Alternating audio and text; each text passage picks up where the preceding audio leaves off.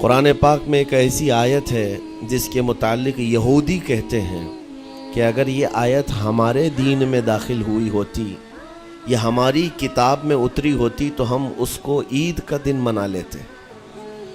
یہودی یہ کہتے ہیں اس آیت کا نزول اگر ہماری کتابوں میں ہوا ہوتا تو جس دن یہ آیت اتری اس دن کو ہم عید کا دن منا لیتے۔ وہ آیت کون سی ہے؟ وہی میں نے آج آپ کے سامنے تلاوت کی ہے۔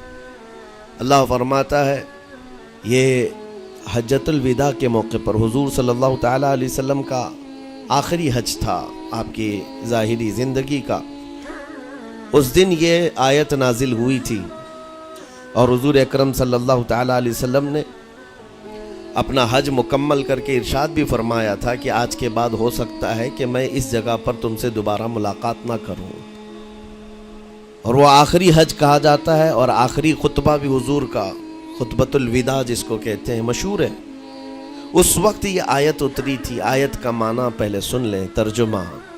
رب تعالیٰ فرماتا ہے الیوم اکملت لکم دینکم واتممت علیکم نعمتی، آج کے دن میں نے تمہارا دین مکمل کر دیا اور میری نعمتیں پوری اتار دیں۔ ورضیت لکم الاسلام دینا، اور تم کو اسلام دے کر میں راضی ہوا۔ یہ آیت ہے۔ کسی بھی دین کے بارے میں یہ دعویٰ نہیں ہے کہ وہ پورا کمپلیٹ ہے سوائے اسلام کے۔ پہلے جتنے دین آتے رہے بعد میں اور اس میں شوشہ تھا کہ آخری نبی آنے والے ہیں، شریعت پھر بدلے گی۔ موسیٰ علیہ السلام کا زمانہ آیا، ان کی شریعت تھی، پھر اس کے بعد زمانہ تبدیل ہوا، عیسیٰ علیہ السلام کا دور آیا، شریعت بدلی ہے۔ عقیدہ نہیں بدلتا، شریعت یہ لا کو کہتے ہیں، قانون، قوانین بدلے جاتے رہے۔ آدم علیہ السلام کی شریعت میں الگ قوانین تھے، نوح علیہ السلام کی شریعت میں قانون الگ تھے، بدلتی گئی شریعتیں، لیکن آ کر سٹاپ ہو گئی حضور پاک صلی اللہ علیہ وسلم کے اس دین پر۔ اور پھر رب تعالیٰ نے فرمایا اب دین کمپلیٹ ہو گیا، اب شریعت نہیں بدلی جائے گی قیامت تک، اس میں رد و بدل نہیں ہوگا۔ جو حرام ہے وہ قیامت تک حرام رہے گا، جو حلال ہے وہ قیامت تک حلال رہے گا۔ اب کوئی دنیا میں نہیں آئے گا جو اس شریعت میں کوئی نیا حلال پیدا کرے، نیا حرام پیدا کرے۔ حضور اکرم صلی اللہ تعالیٰ علیہ وسلم کا یہ دین کمپلیٹ ہے، مکمل ہے۔ اب آپ سنیے، قرآن پاک نے جب یہ فرما دیا کہ دین مکمل ہو گیا، یہ وعدہ، یہ دعویٰ کسی اور دین میں نہیں ہے، صرف اور صرف اسلام میں ہے کہ یہاں پیدا ہونے سے لے کر کے وفات تک کے مسئلے اللہ تعالیٰ نے تمہیں بیان کر دے۔ وَلَا رَطْبٍ وَلَا يَابِسٍ إِلَّا فِي كِتَابٍ مُبِينٍ، کوئی خشکی کی چیز بھی نہیں ہے، کوئی تری کی چیز بھی نہیں ہے جس کو قرآن نے بیان نہ کیا ہو۔ رب تبارک و تعالیٰ نے ساری چیزیں بیان فرما دی، تمہاری شریعت کمپلیٹ ہے۔ آج تمہیں اپنی زندگی گزارنے کے لیے لا، قانون کسی ایرے غیرے کے پاس سے لینے کی ضرورت نہیں۔ اسلام ہر قانون تمہیں دیتا ہے، چاہے بچوں کے معاملات ہوں، چاہے جوانوں کے معاملات ہوں، شوہر بیوی کے حقوق ہوں، ماں باپ کے حقوق ہوں، استاد شاگرد کے معاملات ہوں، پڑوسیوں کے حقوق ہوں، تجارت کے، لین دین کے، نکاح کے، خلا کے، عدت کے، طلاق کے، سارے مسائل پورا کا پورا تفصیل کے ساتھ اسلام تمہیں دیتا ہے۔ اس طرح کا کوئی لا پوری دنیا میں نہیں ہے جس طرح اسلام کے پاس ہے۔ ظاہر سی بات ہے جب اسلام کے پاس اتنا بڑا مکمل نظام ہوگا تب تو پھر یہ ٹارگٹ نمبر 1 پوری دنیا میں ہوگا ہی ہوگا۔ یوں ہی اسلام سے لوگ نہیں چڑھتے، یوں ہی اسلام سے نہیں نفرت کرتے۔ ظاہر سی بات ہے کہ حسینوں سے ہی حسد ہوتا ہے، کوڑھی سے کون حسد کرے گا؟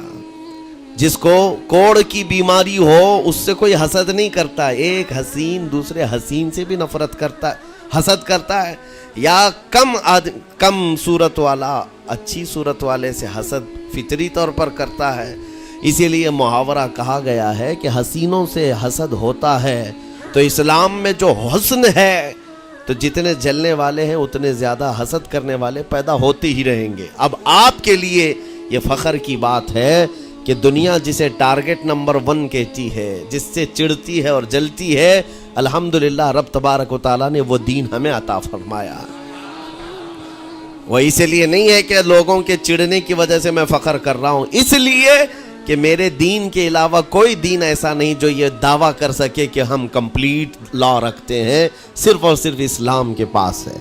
میں یہاں کھڑے ہو کر کے یہ صرف الفاظ کی پھیکم پھاک نہیں کر رہا ہوں، چیلنج ہے یہ۔ پوری دنیا کے کسی بھی ریلیجن کے پاس وہ سارے مسائل نہیں مل پائیں گے جو دین اسلام کے پاس موجود ہیں۔ دین اسلام کے لیے اگر آپ کو میں بتا دوں کہ اس کا جو فقہ کا نظام ہے، مسئلے مسائل، جس کو اگر آپ پڑھنے کی کوشش بھی کریں زندگیاں بیت جائیں، صرف اور صرف ایک چیپٹر پر کتابیں لکھی ہوئی ہیں۔ صرف نکاح کے مسئلے کتابیں پوری ہیں، صرف طلاق کے مسئلے پوری کتابیں موجود ہیں۔ اتنا وستار کے ساتھ، اتنا تفصیل کے ساتھ کوئی دین نہیں پیش کرتا، صرف اور صرف اسلام ہے۔ یہ باتیں میں آپ کے سامنے کیوں رکھ رہا ہوں میرے عزیز ہو، تاکہ تمہیں یہ احساس ہو کہ اللہ نے کون سی نعمت تمہیں دی ہے۔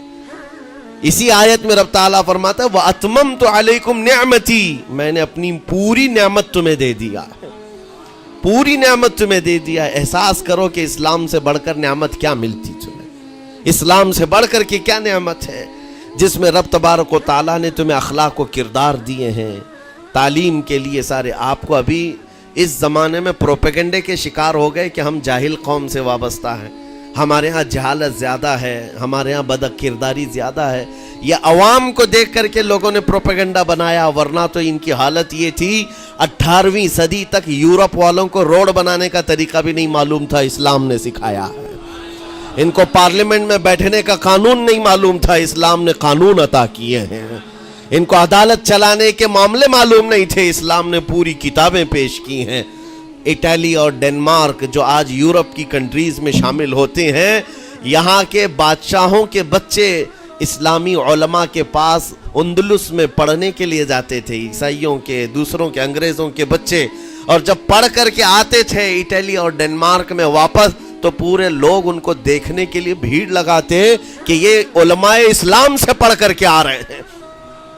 دنیا کو قلم پکڑنا سکھایا ہے اسلام نے۔ آپ کو ابھی میں اس موضوع پر نہیں بات کر رہا ہوں جو اسلام نے پوری دنیا کو دیا ہے۔ آج یہ جو گھڑی دیکھتے ہیں نا ہر جگہ پوری دنیا کا ٹائم، سب سے پہلے مسلم علماء نے اس کو ایجاد کیا ہے۔ دنیا کو ٹائم دیکھنے کا طریقہ اسلام نے سکھایا ہے۔ آپ کو ایک دو نہیں، آج پوری دنیا میں میڈیکل سرجری جو بھی ہوتی ہے، آپ کو پتہ ہے چیر پھاڑ کرنا ہر جگہ ضروری ہو گیا ہے، آپریشن تھیٹر، ساری دنیا جو سرجری کرتی ہے اس کے بیسک قانون بو علی سینا اسلامی عالم کے لکھے ہوئے ہیں۔ آج بھی امریکہ کی یونیورسٹی میں یہ کتاب داخل ہے، کیلیفورنیا میں۔ اس اسلامی علماء نے جو پوری دنیا کو دیا ہے وہ ایک الگ ٹاپک ہے۔ وہ اس کی ترقی اور عروج کا وقت تھا۔ اسپین میں کیمسٹری میں سب سے پہلے ایجاد کرنے والے علماء موجود ہیں، جابر بن حیان ہیں، جو الجبرا پوری دنیا کو دیا ہے۔ آج ہر یونیورسٹی، ہر کالج میں الجبرا کا سبجیکٹ ہوتا ہے۔ کس نے لکھا ہے؟ دنیا کو چلنے کا سلیقہ اسلام نے سکھایا ہے، بولنے کا طریقہ اسلام نے سکھایا ہے۔ سیاست کے معاملات آپ کو پتہ ہے، پہلے کے دور کی سیاست یہ تھی جو بادشاہ بن گیا اس کا راج ہے، اس کا قانون ہے، اور رات کو خواب میں کوئی چیز دیکھے تو صبح قانون بنا دے گا۔ بادشاہوں کا مزاج ہے، خواب میں کوئی چیز نظر آ گئی صبح وہ قانون بن گئی۔ تو یہ تو سلسلہ چلتا تھا پوری دنیا میں، اور آج بھی دنیا اس بات کی قرضدار ہے کہ حقیقت میں سیاست کسی نے سکھائی ہے تو وہ عمر ابن خطاب کی سیاست ہے، صدیق اکبر کی سیاست ہے۔ خلفائے راشدین نے جو حکومت و سیادت کر کے دنیا کو دکھایا ہے اس کی مثال کوئی پیش نہیں کر سکتا۔ اسی لیے ہمارے اس دیش کے جانتے ہیں جن کو موہن داس کرم چند گاندھی کہا جاتا ہے، گاندھی جی کو آج سارے لوگ یاد کرتے ہیں۔ گاندھی نے یہ کہا ہے اپنے دور کے حکومت چلانے والوں کو مثال اگر کوئی دے سکتا ہوں تو ابو بکر اور عمر کی دے سکتا ہوں، کیونکہ یہ کالپنائیں نہیں ہیں، یہ خیالی نہیں ہیں، یہ فیلڈ میں اترے ہوئے لوگ ہیں۔ وہ صدیق اکبر اسلام نے دیا ہے جس نے پوری دنیا کو فاقہ کشی میں خود رہ کر کے لوگوں کی بھوک مٹانے کا سلیقہ عطا کیا ہے۔ اس عمر ابن خطاب کو اسلام نے دنیا میں پیش کیا ہے، جس عمر فاروق کا حال یہ ہے پورا مدینہ رات کو سوتا ہے اور یہ خلیفہ وقت گلیوں میں گشت کر رہا ہوتا ہے کہ کوئی بھوکا نہ سو رہا ہو. آپ کو پتا ہے وہ عمر ابن خطاب رات کے وقت گزرتے ہوئے ایک گھر کے قریب سے جا رہے ہیں تو دیکھا ایک مرد باہر بیٹھا ہوا ہے, اندر سے رونے کی آواز آ رہی ہے. اس کے مرد سے پوچھا آپ نے, وہ نہیں پہچانتا تھا, آپ کبھی حجاب ڈالتے کبھی پردہ ڈالتے اور رات کو گلیوں میں مدینے کے گشت کر رہے ہوتے. اس مرد سے پوچھا کیا معاملہ ہے؟ کہا کہ میری بیوی کے بچے کی ولادت کا وقت قریب آ گیا ہے, درد ذہ میں مبتلا ہے اور گھر میں کوئی نہیں ہے, تکلیف ہے. جانتے ہو حضرت عمر فاروق رضی اللہ تعالیٰ عنہ اپنے گھر سے اپنی بیوی کو, اپنی بیٹی کو, اپنی بہو کو بلوایا اور کہا جاؤ یہاں پر گھر میں بچے کی ولادت ہونے والی ہے, اس کی تیمارداری کرو. صبح تک خلیفۃ المسلمین کے گھر کی عورتیں ایک غریب کے گھر کی عورت کی تیمارداری کر رہی ہیں. جب بچے کے ولادت کی آواز آئی, سب سے پہلے مبارکبادی دینے والے عمر ابن خطاب ہیں.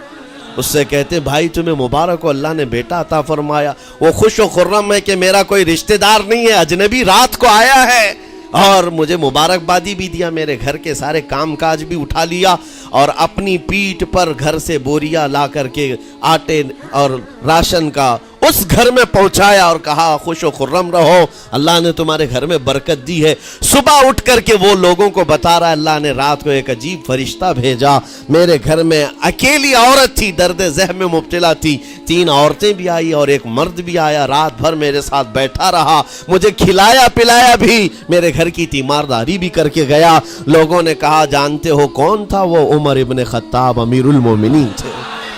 دنیا کو یہ سیاست کا سلیقہ دینے والا اسلام کا وہ عظیم سپہ سالار ہے. آج بھی آپ کو میں بتاؤں اٹلی میں اور ڈنمارک میں اور کچھ کنٹریز میں ایک دن منانے کا پرستاؤ پیش کیا جا رہا ہے.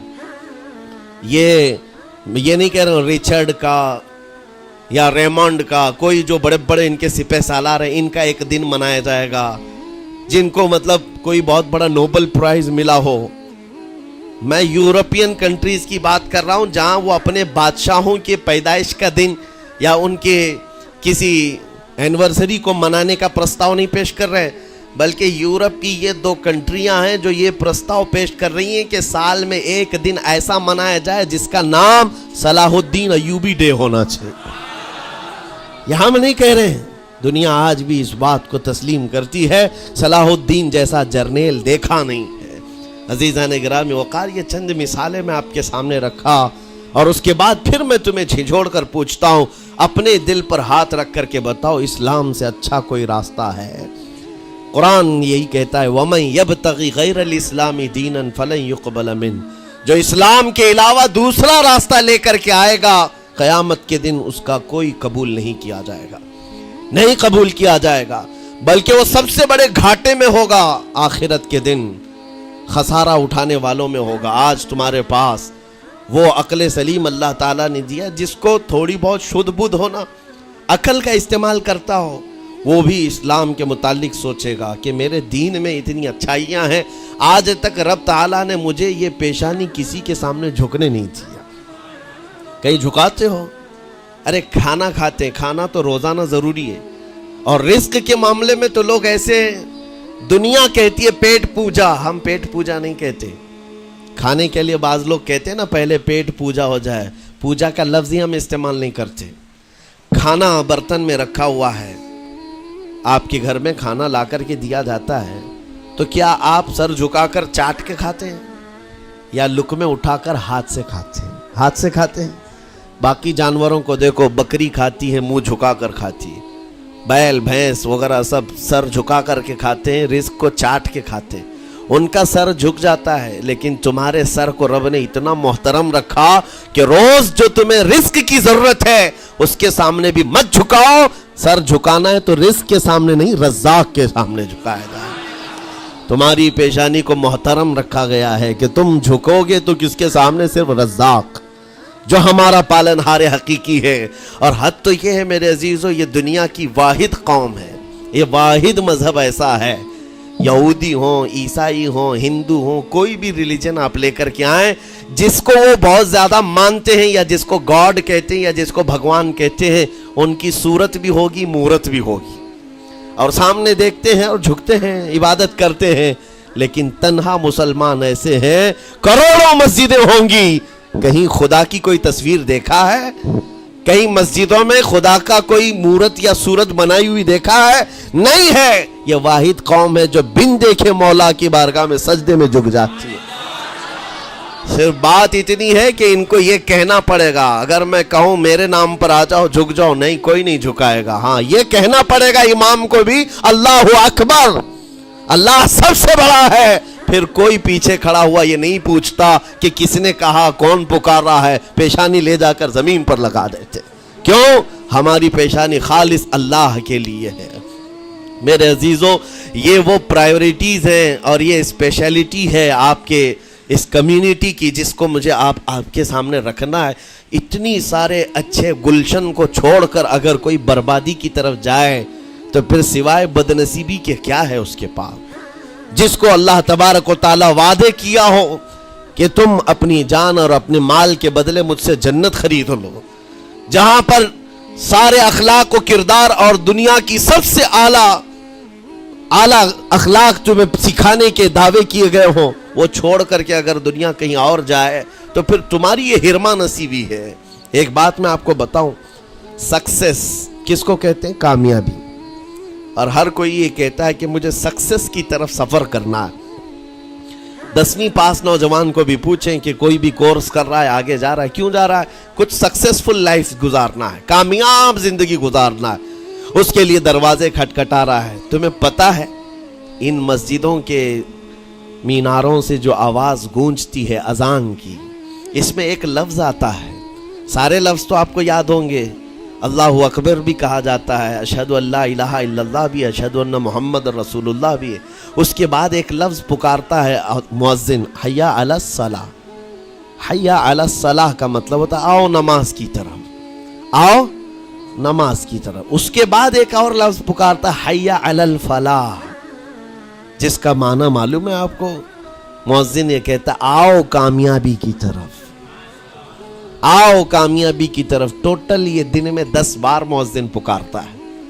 فجر میں 2 بار، ظہر میں 2 بار، عصر میں 2 بار، مغرب میں 2 بار، عشاء میں 2 بار. کتنی مرتبہ پکارا؟ 10 بار پکارا تمہیں، آؤ کامیابی کی طرف. لیکن ایک بات یاد رکھو، یہ پکارنے والے مؤذن کی حالت مت دیکھو کہ یہ پکار رہا ہے، بلکہ یہ رحمان کی صدا ہے، یہ اللہ کی صدا ہے جو تمہیں بلا رہا ہے. یہ تو اپنی آواز اور اپنے الفاظ سے ترجمانی کر رہا ہے اور تمہیں اللہ کی صدا تمہارے تک منتقل کر رہا ہے. لیکن حقیقت میں بلانے والا کون ہے؟ اللہ ہے. مسجدوں میں بلانے والا کون ہے؟ اللہ ہے. اللہ کی صدا پر آپ آ رہے ہو. اب سوچو، جو رحمان تمہیں 10 مرتبہ دن میں یہ بات پہنچا رہا، آؤ کامیابی کی طرف، آؤ کامیابی کی طرف، تم اس چیز کو چھوڑ کر کے کامیابی ان لوگوں کے سامنے ڈھونڈنے نکلے جن کو پیشاب کرنے کا سلیقہ نہیں معلوم، جن کو کھانے پینے کے طور طریقے نہیں معلوم. ان لوگوں کے پاس ہمارے بچے اگر کامیابی ڈھونڈیں گے تو بات یہی ہے، ٹوپی کو سر پر پہنو تو اچھا لگے گا، لیکن دوسری جگہ پہننے لگو تو بیوقوف کہیں گے، ظلم کر رہے ہو ٹوپی کے ساتھ. اسی طرح میں کہتا ہوں مسلمان کو اللہ کی بارگاہ میں آ جانا سب سے بڑی کامیابی ہے. اور اگر دوسروں کے ہاں در در بھٹکتا ہے تو گویا کہ اس نے اپنی حیثیت کو ہی گرا دیا ہے. اسی لیے اقبال نے کیا کہا تھا، بہت اچھی بات، کہ وہ ایک سجدہ جسے تو گراں سمجھتا ہے. گراں کا مطلب کیا؟ بھاری. ایک سجدہ کرنے میں تو بھاری پن محسوس کرتا ہے. وہ ایک سجدہ جسے تو گراں سمجھتا ہے، ارے 1000 سجدوں سے دیتا ہے آدمی کو نجات. در در جھکنے سے تو تمہیں بچا لیتا ہے. اس کے سامنے بھی جھکا، نیتا کے سامنے بھی جھکا، سیٹھ کے سامنے بھی جھکا، پولیس کے سامنے بھی جھکا، جج کے سامنے بھی جھکا، سب کے سامنے جھک رہا ہے. ایک سجدہ یہاں کر لے، مولا ہر سجدے سے تجھے آزاد کرتے. یہاں جھکنے والا پھر کہیں اور نہیں جھکتا. ہاں اسی لیے شاعر نے کہا ہے، مرد حق باطل کے آگے مات کھا سکتا نہیں، سر کٹا سکتا ہے لیکن سر جھکا سکتا نہیں. یہ ہماری تاریخ ہے جو آپ کے سامنے ہے. آپ کو پراؤڈ فیل ہونا چاہیے کہ رب تعالیٰ نے مجھے کون سی بڑی نعمت عطا کی، اتنی عظیم نعمت ہے. ایک واقعے کے ساتھ میں اپنی گفتگو کو آپ کے اندر ڈالنے کی کوشش کرتا ہوں. حضور پاک صلی اللہ تعالیٰ علیہ وسلم کے دین کی حلاوت اور چاشنی کس کو ملے گی؟ پتہ ہے؟ 3 چیزیں. جو ایمان کی لذت جس کو ملتی ہے وہ پھر دوسری جگہ نہیں منہ مارتا, ادھر ادھر نہیں دیکھتا کہ کہاں کامیابی ہے, کہاں سکسیسفل ہے, بلکہ جس کو ایمان کی لذت ملی ہے وہ یہ سوچتا ہے کامیابی میرے نبی کے قدموں میں ہے, مجھے جو ملنا ہے وہ یہیں سے ملنا ہے. بریلی کے امام کہتے تھے یا رسول اللہ خلق کے حاکم ہو تم, رزق کے قاسم ہو تم, جو ملا تم سے ملا تم پہ کروڑوں درود, اور تم ہو حفیظ و مغیث یا رسول اللہ, تم ہو حفیظ و مغیث, کیا ہے وہ دشمن خبیث, تم ہو تو پھر خوف کیا, تم پہ کروڑوں درود. یہ ایمان کی لذت جسے مل جاتی ہے وہ کامیابی حضور کے قدموں میں ہی دیکھتا ہے, پھر اسے ادھر ادھر کی چیزیں نہیں پریشان کرتی. یمن کا ایک قبیلہ تھا بنو کلب, اس قبیلے کے ایک شخص تھے حارثہ نام, ان کی بیوی سعدہ. ایک چھوٹا سا واقعہ بتا رہا ہوں. حارثہ اور سعدہ چھوٹا سا خاندان تھا, 3 بچے تھے.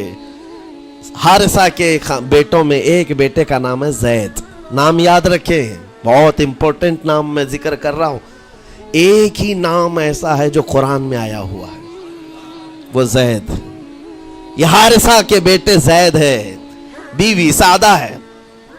یہ حارثہ اور سعدہ 3 بچوں کے ماں باپ تھے, ہنسی خوشی زندگی گزار رہے تھے. سعدہ ایک دن اپنے بچوں کو لے کر اپنے مائکے جا رہی تھی, راستے میں ڈاکوؤں کا حملہ ہو گیا, مال سب چھین لیا قافلے کا, اور اتفاق ایسا کہ یہ 8 سال کے جو زید تھے ان کو بھی ڈاکوؤں نے چھین لیا. ایک ماں سے اس کا 8 سالہ بڑا بیٹا چھین لیا جائے تو ماں کی کیفیت کیا ہوتی, اس قدر درد میں تھی ماں. جان تو بچ گئی, 2 بچے بھی بچ گئے, لیکن بڑا بیٹا میرے ہاتھ سے چلا گیا. مارے مارے صحراؤں میں گھومتی تھی, پکارتی تھی میرا زید میرا زید میرا زید میرا زید. ڈاکوؤں نے زید کو کیا کیا, عکاظ کا ایک میلہ لگتا تھا, اس وقت یہ غلامی کا دور تھا, لوگ انسانوں کو پکڑتے اور بیچ دیتے تھے.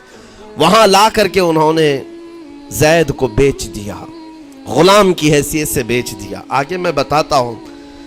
یہاں سعدہ کا حال بے حال تھا, واپس گھر آئی تو باپ اپنے شوہر سے کہا, اور شوہر کا حال تو ایسا تھا کہ وہ زید کو اپنے آنکھوں کا نور, اپنے آنکھوں کا سرور سمجھتا, اور اس قدر پیار و محبت والا باپ مارے مارے گھومتا رہا گلیوں میں. اور ان کا لکھا ہوا ایک اشعار کا منظوم ترانہ ہے جو اپنے بیٹے کی جدائی میں لکھا. اپنے تو اپنے دشمن بھی وہ ترانہ سنتے تو رو پڑتے تھے. ایک باپ کا درد اپنے بیٹے کی جدائی میں, بہت روتے تھے, بہت. ماں بھی دن رات روتی, باپ بھی پہاڑوں پر چڑھ جاتے اور وہاں سے صدا لگاتے, اے آسمان اگر تو نے زید کو دیکھا ہے تو میرے حوالے کر دے, زمین کے چپے کہیں اگر زید میرا زندہ ہے تو مجھے وہاں تک لے چل. یہ اشعار میں گنگناتے تھے, روتے تھے. اور زید کا کیا ہوا, عکاظ کے میلے میں بیچ دیا گیا. خریدا کون, حکیم بن حزام, جو حضرت خدیجہ رضی اللہ تعالیٰ عنہ کے بھائی لگتے تھے. یہ لے کر کے آئے, اور حضرت خدیجہ رضی اللہ تعالیٰ عنہ اس وقت مکہ میں اور حضور پاک صلی اللہ علیہ وسلم کے نکاح میں. تو حضرت خدیجہ کے پاس یہ زید آ گیا, بھائی نے گفٹ کے طور پر دے دیا. حضرت خدیجہ کے گھر میں یہ زید جب آئے, اس وقت ان کی عمر یعنی 10-12 سال کے آس پاس رہی ہوگی, اور یہ ایسا لڑکا جو چھوٹی سی عمر کا, ادب اتنا تھا کہ ہر ایک کا ادب کرتا, بڑے اچھے خاندان سے تعلق رکھنے والا. ہوا کیا, ایک دن آفتاب رسالت, ماہتاب رسالت رسول پاک صلی اللہ علیہ وسلم کی نظر پڑی. دیکھا اخلاق و کردار میں کامل بچہ ہے, اور ایک ہی نظر میں بھاگ گیا. پوچھا حضرت خدیجہ سے, کہا کہ یہ غلام عکاظ کے میلے میں بیچا گیا ہے. حضور نے فرمایا یہ میرے حوالے کر دو, میرے حوالے کر دو. حضور نے جس کو پسند کر لیا ہو, حضور نے جس پر نگاہ رکھی ہو. اب وہ زید خوشی خوشی حضور کے پاس آئے. نبی پاک صلی اللہ تعالیٰ علیہ وسلم ان کے اخلاق سے بڑے خوش تھے, اور اس کے بعد محبت بھی ایسی دی, ایسی شفقت دی کہ زید کو نہ باپ کی خبر تھی نہ ماں کی خبر تھی. جو کچھ تھا وہ رسول اللہ کے پاس تھا. حضور پاک صلی اللہ تعالیٰ علیہ وسلم کی تربیت میں دن گزرتے گئے, بڑے ہو گئے, یہاں تک کہ 16 سال کی عمر تھی. ایک دن حج کے موسم میں یمن کا بنو کلب خاندان آیا ہوا تھا, اور وہاں حج کے دوران وہ لوگ زید کے باپ حارثہ کے لکھے ہوئے اشعار پڑھ رہے تھے اور لوگوں کو رلا رہے تھے. ایک ہمارے قبیلے میں باپ ہے جو بچھڑے ہوئے بچے کی یاد میں روز روتا ہے, اس کے اشعار تو سنو. لوگ سن کر کے رو رہے تھے, یمن کا کوئی ایسا باپ ہے جو یوسف گم گشتہ کی خبر میں رویا کرتا ہے. یہ لوگوں کی بھیڑ لگی تھی, اسی کے سامنے سے زید کا گزر بھی ہو رہا تھا. بنو کلب کے لوگوں نے زید کو دیکھا, پہچان لیا, یہی تو وہ بچہ ہے جس کی یاد میں اس کا باپ روتا ہے, اور اس کو بلایا اور کہا تیرا نام؟ کہا زید. باپ کا نام حارثہ. کہا یہی تو ہے جس کے غم میں پورے اشعار پڑے جا رہے یمن میں. زید سے کہا تجھے پتہ ہے تیرے باپ کا رو رو کر کے کیا حال ہو گیا؟ تیری ماں صحراؤں میں آواز دیتی ہے, پہاڑوں پر چڑھ جاتی ہے. ایک بچے کے لیے اس کے ماں باپ کی جدائی بتا دینا کتنی بڑی بات تھی. میرے عزیزوں, سالوں کی یہ گم گشتہ خبر پھر سے واپس مل گئی ہے. زید نے کیا کہا کہ اب میرے ماں باپ سے جا کر کہہ دیں کہ رونا دھونا بند کریں, اونٹوں کی طرح ادھر ادھر بھٹکنا بند کریں, انہیں میرا سلام پہنچائیں اور کہیں انہوں نے جہاں مجھے دیکھنا تھا اس سے بہتر جگہ میں ہوں, اس سے بہتر جگہ میں ہوں. یہ بنو کلب خاندان گیا یمن, جا کر کے باپ سے کہا حارثہ سے اور سعدہ سے خبر تمہارے لیے اچھی لائے, تمہارا گم ہوا بیٹا جو پچھلے 10-12 سالوں سے تمہیں نہیں مل رہا تھا وہ حرم کعبہ کے پاس ہمیں نظر آیا ہے. غلام بنا کر لوگوں نے بیچا ہے اسے, لیکن وہ ایک ایسے حسین و جمیل کی غلامی میں ہے, ایک ایسے حسن والے کی غلامی میں ہے کہ زید وہاں سے ہٹنا نہیں چاہتا. باپ نے کہا میرے کلیجے سے پوچھو مجھ پر گزرتی کیا ہے, اس کی ماں سے پوچھو, ایک نظر دیکھ لے گا وہ واپس ہماری جھولی میں آ جائے گا. دوڑتے دوڑتے یمن سے گھنٹوں یعنی جو مہینوں کا سفر تھا دنوں میں طے کر کے پہنچے. مکہ آئے, جیسی آئے تو رسول پاک صلی اللہ علیہ وسلم کو ڈھونڈا, حضور پاک مل گئے تو دھاڑے مار مار کر باپ رونے لگا اور کہا کہ اے محمد صلی اللہ علیہ وسلم, ہم نے آپ کے متعلق سنا ہے یتیموں کے والی ہیں, آپ کا دل بہت بڑا ہے, مجھ باپ کے اوپر رحم کیجئے, برسوں سے اپنے بچے کے لیے ترس رہا ہے, میں اور میری بیوی تڑپتے ہیں, صحراؤں میں آواز دیتے ہیں. حضور نے پوچھا ہوا کیا ہے تمہارے ساتھ؟ کہا ہمارا بیٹا گم ہو گیا تھا, برسوں ہو گئے تھے, لیکن سنا ہے وہ یہاں رہتا ہے. حضور نے پوچھا کیا نام ہے اس کا؟ کہا زید اس کا نام ہے, میرا نام حارثہ ہے. حضور پاک صلی اللہ علیہ وسلم کے محبوب زید کے بارے میں پوچھ لیا. حضور جس سے خود محبت کرتے ہو, حضور جس سے محبت کرتے ہو, باپ نے پوچھ لیا. حضور نے فرمایا کہ ٹھیک ہے, میں ایک باپ کے کلیجے سے اس کے بیٹے کو الگ نہیں کر سکتا, ماں سے اس کے بیٹے کو جدا نہیں کر سکتا, لیکن بات اتنی ہے کہ زید کو بلایا جائے, فیصلہ اس کے ہاتھ میں ہے, فیصلہ اس کے ہاتھ میں ہے.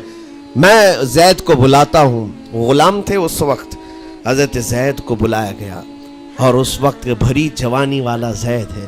جیسی ہی آئے پہلی نظر باپ کو دیکھا, ماں کو دیکھا, ماں باپ تو چیخ پڑے ہمارا زید مل گیا, ہمارا زید مل گیا.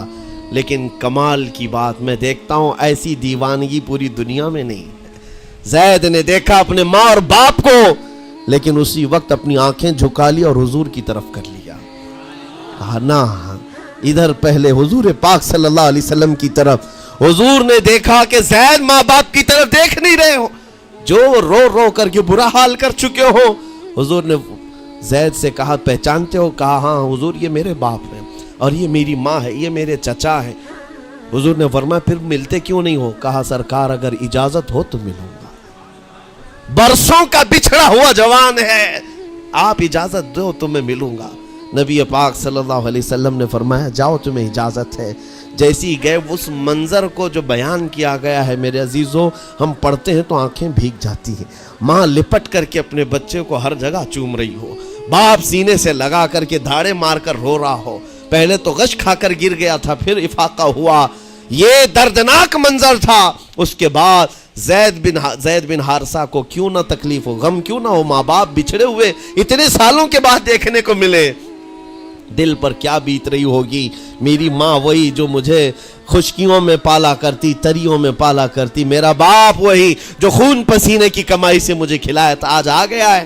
حضور پاک صلی اللہ علیہ وسلم نے کہا زید یہ جو جذباتی منظر ہے، اس کو ختم کر کے اب اعلان کر دو کہ تمہاری ماں آئی ہے تمہیں یمن سے لینے کے لیے، تمہارا باپ آیا ہے، تمہارا چچا آیا ہے تمہیں یمن سے لینے کے لیے، میں نے فیصلہ تمہارے حوالے کر دیا ہے، میں اپنے غلامی سے تم کو آزاد کر دیتا ہوں، تم بغیر کوئی فدیہ لیے ہوئے، بغیر کوئی پیسہ لیے ہوئے، اس وقت اپنے غلام کو کوئی چھوڑتا نہیں تھا، لیکن تمہاری ماں کا درد دیکھا نہیں جا رہا، میں آزاد کر دوں گا بغیر کسی فدیہ کے، تو اپنی ماں اور اپنے باپ کے پاس جا سکتا ہے۔ اتنا حضور کا فرمان، آزاد کر دینا مکہ میں آسان نہیں تھا، بیٹے کو آزاد کیا حضور پاک صلی اللہ علیہ وسلم نے، تب جانتے ہو وہ کمال کا بیٹا ہے زید بن حارثہ، اسی وقت اپنی ماں کو دیکھتے ہیں، باپ کو دیکھتے ہیں، چچا کو دیکھتے ہیں، اور اس کے بعد مکہ والے یہ منظر دیکھنے کے لیے جمع تھے، مخاطب ہو کر کے کہتے ہیں اے سارے مکہ والوں گواہ ہو جاؤ، میں اپنی زندگی حضور محمد مصطفیٰ کے لیے وقف کر دیا ہے، میں نے محمد عربی صلی اللہ علیہ وسلم کے لیے زندگی وقف کر دی ہے، نہ مجھے یمن جانا ہے، نہ مجھے بنو کلب جانا ہے۔ ماں اور باپ دیکھتے رہ گئے، باپ نے پوچھا زید آزاد کیا گیا ہے اور آزادی کی زندگی کو چھوڑ کر تو غلامی کی زندگی کو قبول کر رہا ہے؟ زید بن حارثہ نے اس وقت تاریخی جملہ کہا تھا، کہا بابا آپ نے جتنی شفقت کی ہوگی یا 1000 ماں باپ مل کر اپنے بیٹوں پر جتنی شفقت نہیں کیے ہوں گے اس سے زیادہ شفقت محمد الرسول اللہ نے کیا ہے۔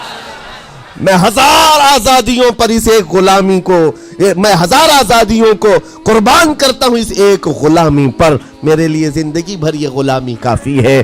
اتنا کہا تھا میرے آقا صلی اللہ علیہ وسلم نے اپنے باہوں کو پھیلا دیا، سینے سے لگایا اور زید بن حارثہ کو لے کر خانہ کعبہ کے پاس آئے۔ میرے عزیزو ان کا حال بھی ایسا ہے کہ اگر کوئی ٹوٹ کر چاہتا ہے تو یہ نہیں ہے کہ تو چاہ رہا ہے، بلکہ ان کا حال یہ ہے اتنا دیا سرکار نے مجھ کو جتنی میری اوقات نہیں، یہ تو ان کا کرم ہے ورنہ مجھ میں تو ایسی بات نہیں، آتا ہے فقیروں پہ انہیں پیار کچھ ایسا خود بھیک دے اور خود کہے منگتے کا بھلا ہو۔ حضور اکرم صلی اللہ علیہ وسلم زید بن حارثہ کو پکڑتے ہیں، خانہ کعبہ کے پاس لے آتے ہیں، ہجوم جمع تھا، مکہ والے سب کھڑے تھے، تب نبی پاک صلی اللہ علیہ وسلم اعلان کر کے کہتے ہیں اے مکہ والوں سن لو، آج سے زید کو میں نے آزاد کیا ہے، اور صرف آزاد نہیں، آج سے یہ میرا وارث ہے اور میں اس کا وارث ہوں، یہ میرا بیٹا ہے۔ حضور نے تنہا ایک ہی صحابی کے لیے کہا یہ میرا بیٹا ہے، اور اس کے بعد زید بن حارثہ کو لوگ جو مکہ میں پکارتے تھے زید بن محمد کہتے تھے، محمد کا بیٹا زید، رسول پاک صلی اللہ علیہ وسلم کے بیٹا ہونے کا شرف پایا ہے۔ میرے عزیزو یہ جنہوں نے حضور صلی اللہ تعالی علیہ وسلم کے دربار کا ایک بار مزہ چکھ لیا تو وہ پھر یوں ہی کہتا ہے پھر کے گلی گلی تباہ، ٹھوکریں سب کی کھائی کیوں، دل کو جو عقل دے خدا تیری گلی سے جائے کیوں۔ حضور پاک کی گلی میں جو ایک بار مزہ لے لے وہ پھر دنیا کی ٹھوکریں نہیں کھاتا۔ اسی لیے آج تم سب کے لیے میرے عزیزو ایک ہی فرمان میرے آقا صلی اللہ تعالیٰ علیہ وسلم کا سنا کر رخصت ہوتا ہوں، ایمان کی حلاوت اس کو ملتی ہے جو اپنی زندگی میں سب سے زیادہ اللہ اور اس کے رسول سے محبت کرتا ہے، اللہ اس کے رسول سے محبت کرتا ہے، اور دوسری چیز یہ بھی ہے کفر میں جانے کو ایسا ناپسند کرتا ہو جیسے آگ میں ہاتھ ڈالنے کو ناپسند کرتا ہے۔ کفار و مشرکین کے میلے آج لگ رہے ہوں گے لیکن تمہارا امتحان ہوگا، 31 نائٹ آنے والی ہے، یہ آزمائش کی رات ہے، لوگوں کو دیکھا جائے گا کہ تم کون سی عیاشیوں میں جاؤ گے، تم اس رات کو کیا دنیا داروں کو دیکھ کر ان کے پیچھے بھاگ جاؤ گے۔ ایک بات یاد رکھو، شیروں کو جس کام کے لیے پیدا کیا گیا اسی کام پہ رہنا چاہیے، اور شیر اگر اپنا کام بھول جاتا ہے تو کتے اس کے اوپر لگ جاتے ہیں۔ تمہارا کام کتوں کی طرح بھونکنا نہیں ہے، تمہارا کام شیروں کی طرح دھاڑنا ہے۔ میرے عزیز محمد عربی صلی اللہ علیہ وسلم کے وہ شیر جو گٹر اور نالی کے لیے نہیں پیدا کیے گئے، اعلیٰ اخلاق و کردار کے لیے پیدا کیے۔ تم امت محمدیہ خیر امت ہو، شراب پینے کے لیے نہیں، جوا کھیلنے کے لیے نہیں، تاش کے پتوں پر مال اڑانے کے لیے نہیں، غلط نگاہوں کو پھیلانے کے لیے نہیں، آوارہ گردی کے لیے نہیں پیدا کیے گئے، تمہاری نسبت رسول اللہ سے ہے۔ اتنی بات یاد رکھو، اللہ نے مجھے خیر امت کہا ہے، میری آنکھیں اٹھ رہی ہیں تو فرشتے بھی دیکھ رہے ہیں، رب تعالیٰ دیکھ رہا ہے، میرے चलने फिरने को रब तबारक व ताला उसके इल्म से कोई एक अदा भी मेरी बेखबर नहीं है, गाफिल नहीं है। इसलिए अजीज़ा ने गिरामी वक़ार, तुम्हारे इस आने वाले नए साल की कैसे आप ओपनिंग करते हो, कैसे उसकी इब्तिदा करते हो, ये तुम्हारे हाथ में है। गुनाहों की लज्जत के साथ अपनी ज़िंदगी का एक नया साल शुरू कर रहे हो, या फिर रब तबारक व ताला की तस्बीह व तहलील और मुस्तफ़ा करीम के कदमों में दुरूद भेजकर अपने नए साल की इब्तिदा करते हो। मैं तो ये ऐलान करता हूँ, अगर मेरा ये मैसेज सब तक पहुँच जाए कि हमने बहुत सारी ईदें मनाई हैं, बहुत सारी महफिलें मनाई हैं, हम ईद मिलादुन नबी के नाम पर जलसे जुलूस सब करते हैं, हम 11वीं के नाम पर गौसे पाक के जलसे सजाते हैं, आला हजरत के नाम पर, गरीब नवाज के नाम पर जलसे करते हैं, लेकिन दुनिया एक ईद मनाती है हैप्पी न्यू ईयर की, 31st नाइट की। मेरे अजीज़ों, हम नौजवानों से कहते हैं उस ईद को दुनिया की ईद है, उसको बदल करके हम नामूसे रिसालत के लिए वक्फ क्यों ना करते हैं। हम भी अपनी मस्जिदों में रात को आ जाएं, सारी मस्जिदें ये साल के इख्तिताम के वक्त खुल जाएं इशा के बाद, और हर मस्जिद इस बात का ख्याल करे कि हमारा वो नौजवान आज कहीं अय्याशी पर ना जाए, अपने साल की इख्तिताम और इब्तिदा हो रही हो, ये हमको पता नहीं। अभी तो हम बैठे हैं, अगले साल तक हम रहेंगे कि नहीं रहे मालूम नहीं। ये तो दिसंबर का लास्ट चल रहा है, लेकिन ये हमें पता नहीं 1 जनवरी देख सकते हैं कि नहीं देख सकते, हम में से किसी को इल्म नहीं है। लेकिन उसके बावजूद अगर अल्लाह ताला ने दे दिया आपको इस साल का आखिरी, तौबा करना चाहिए। ऐ रब्बे जुल जलाल, ये पूरा साल मेरा जो बदकारियां हुई हैं, मुझसे जो खराबियां हुई हैं, मुझसे जो गुनाह हुए हैं, माफ़ कर दे। तू एक नया साल मेरी ज़िंदगी में खोल रहा है मौला, पिछले साल जो मुझसे गुनाह हुए, इस साल वो गुनाह ना हो। मैं तेरे दरबार में पनाह मांगता हूँ, तेरे दरबार की पनाह मांगता हूँ उन तमाम शयातीन के शर व फसाद से जिन्होंने मुझे बदकार बनाने की कोशिशें की हैं। अगर उस रात तुम्हारी दुआ कबूल हो गई तो इंशाअल्लाह 2024 हमारा है। लोग आज बहुत सारी भविष्यवाणियां कर रहे हैं, 2024 इनका है, उनका है। मैं कहता हूं गुलामाने मुस्तफ़ा का है। हाँ, साल की इब्तिदा अगर हुजूर पाक के नाम से करो, दुरूदों की खैरात और दुरूदों की डालियां निछावर करो नबी करीम सल्लल्लाहु ताला अलैहि वसल्लम की बारगाह में, और अल्लाह से मदद मांगो कि मौला इस साल की इब्तिदा हम तेरे नाम से शुरू कर रहे हैं। इंशाअल्लाह इंशाअल्लाह यकीन है मेरे अजीज़ों, जो दरवाजे बंद हैं वो खुलेंगे ज़रूर, और जो आफतें आई हैं वो टलेंगी ज़रूर। बस बात सिर्फ इतनी है, कुरान भी कहता है, जिसकी तर्जुमानी इकबाल करता है कि मोहम्मद से वफा तूने, तो हम तेरे हैं। ये जहां चीज है क्या, लौह कलम तेरे हैं। अल्लाह करीम कहने सुनने से ज्यादा अमल की तौफीक अता फरमाए। नौजवानों से गुजारिश है, आज आप यहाँ पर तो पता नहीं है कमेटी वाले इस बात की इजाज़त देते हैं कि नहीं देते, लेकिन 31st नाइट जो आएगी, मेरी गुजारिश है कि आप मस्जिद को खुली रखें। इस रात यहाँ जिक्र की महफिल सजाई जाए, करेंगे इंशाअल्लाह।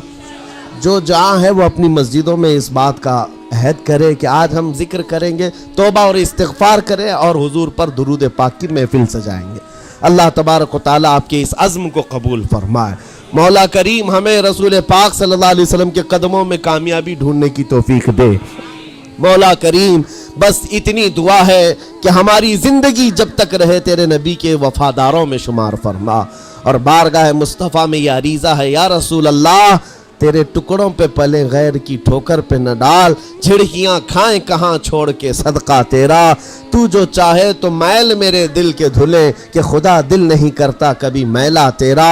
गंदे निकम्मे कमी महंगे हैं कौड़ी के 3, कौन हमें पालता तुम पे करोड़ों दुरूद। बेहुनरो बेतमीज़ किसको हुए हैं अजीज, एक तुम्हारे सिवा तुम पे करोड़ों दुरूद। तुम हो अफू व गफूर, तुम हो अफू व गफूर, बख्श दो जुर्मो खता तुम पे करोड़ों दुरूद। करके तुम्हारे गुनाह मांगे तुम्हारी पनाह, तुम कहो दामन में आ तुम पे करोड़ों दुरूद। या रसूल अल्लाह दिल बेचैन है बेकरार है, गुनाह जब ज्यादा होते हैं तो दिलों में घबराहट ज्यादा होती है, और इन दिलों की घबराहट का इलाज डॉक्टरों की गोलियों और इंजेक्शन से नहीं है। इन दिलों का करार सिर्फ इतना है, या रसूल अल्लाह दिल करो ठंडा मेरा, وہ کفے پا چاند سا سینے پہ رکھ دو ذرا تم پہ کروڑوں درود. وآخر دعوانا الحمدللہ رب العالمین. السلام.